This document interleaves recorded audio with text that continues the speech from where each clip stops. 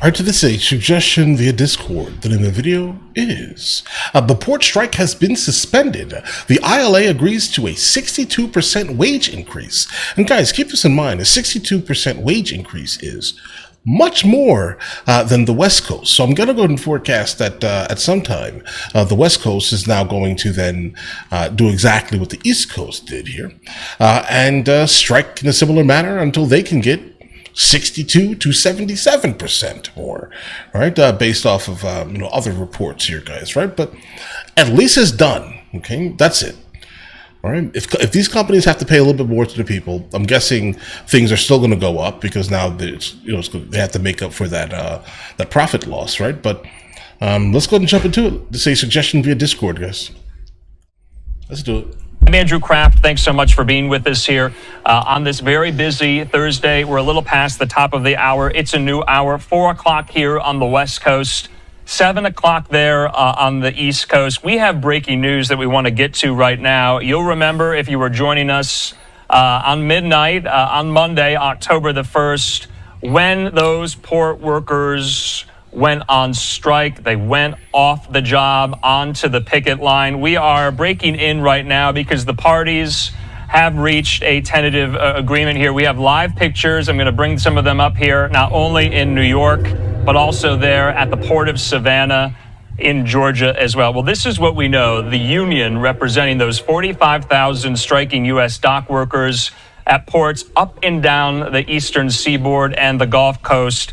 Well, they have reached a deal with the U.S. Maritime Alliance to suspend their strike until January the 15th to provide time to negotiate a new contract. That's according to a person briefed on the matter to Fox here. So the strike is over for now. There's this 90-day window for talks to continue. This is tentative at the moment here. If talks break down past January 15th, presumably the strike will go into effect. But they have bought themselves time here. The union, remember, the International Longshoremen's Association, will resume working immediately, at least until January the 15th. The agreement will allow both the union and the U.S. Maritime Alliance, which represents both the shippers and the ports here, time to negotiate a new 6-year contract. Okay. I was trying to make sure I heard everything here. Ooh, guys, it seems like they got completely scared, right? And to be honest, I think that's completely fine. Right, you need to put some fear into the people that attempted to basically commit treason on the United States of America. Basically, right? I mean, obviously, the people that are in the White House currently are not going to enact or do any type of like Taft-Hartley oriented act. They're not going to do this. They're not going to force them to go back to work and then say, listen, if you don't, we'll take all your benefits away. I think maybe that struck some fear into them for a moment here, guys, right? Now, listen. We still need to automate. I'm sorry. I am hardcore in the camp of letting you guys know that I definitely officially think that we should automate because of this. And I think this is what they were also fearful of. They didn't want to do any type of strike because this is why in their clause they said they want protections from automation, right? But because they did this and they threatened the United States of America on purpose, and the union leader was basically in a very cocky manner, basically proud that he was about to cripple the United States of America. And I think because of that, we cannot allow that to happen ever again. And we need to automate exclusively because of that now, right? Because of it. But either way, let's continue. So the person to the Associated Press also said both sides reached agreement on wage increases, but details were not available here. Fox Business, though, does have the details.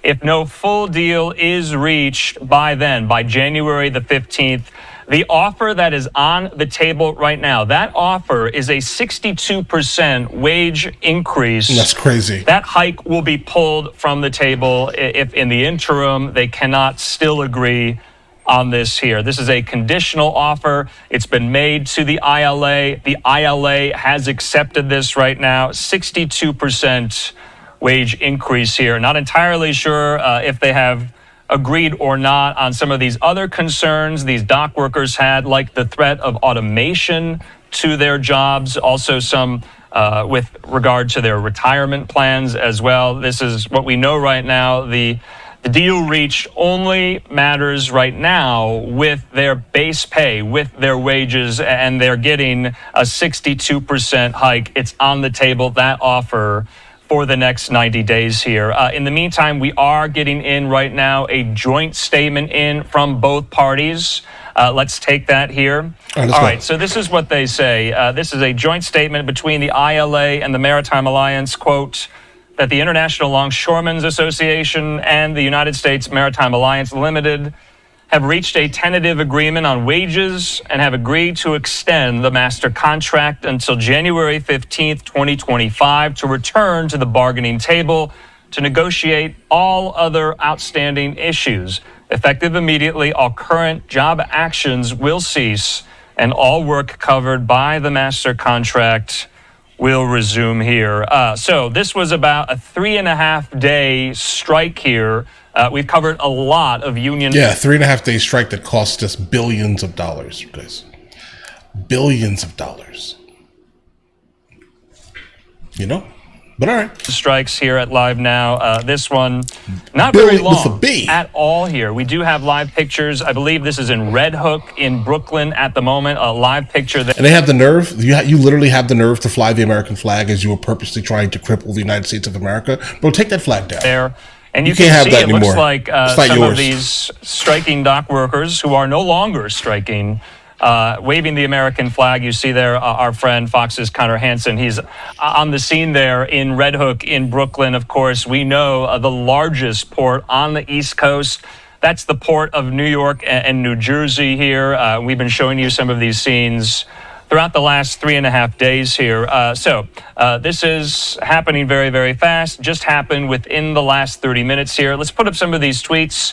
The Associated Press has it that the union representing 45,000 striking U.S. dock workers at East and Gulf Coast ports has reached a deal to suspend their strike until January the 15th to provide time to negotiate a new contract. Now, this doesn't mean this is over by any means. All it means is that these dock workers, they will get back on the job while the parties that represent them, the union that represents them, led by the ILA president, Harold Daggett, he will be back at the table with the U.S. Maritime Alliance here. Now, the ILA this morning put out quite a testy, tense, long statement on their Facebook page, really criticizing members of the media. There was a piece in the New York Post just yesterday kind of detailing, outlining some of Harold Daggett's lavish expenditures and mansion there, talking about his lifestyle.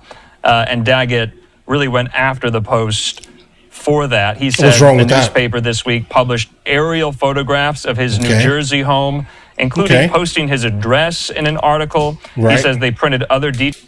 That wasn't okay. Don't dox the man. Details of his personal life, full of false accusations against him, with the sole intent on destroying his character and disparaging his 68-year ILA career, with the intention of weakening his ability to negotiate a new master contract for ILA members. That was this morning. Yeah, bro. I don't know about that, bro. I saw the video of you talking.